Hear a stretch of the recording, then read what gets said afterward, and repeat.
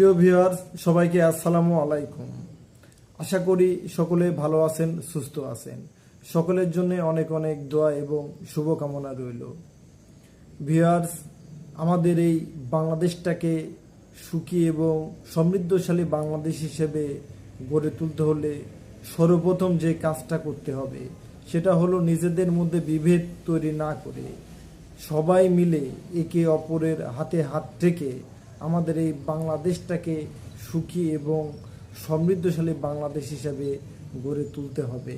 তবেই আমরা আমাদের এই দেশটাকে বিশ্বের বুকে মাথা উঁচু করে দাঁড় করাতে পারবো।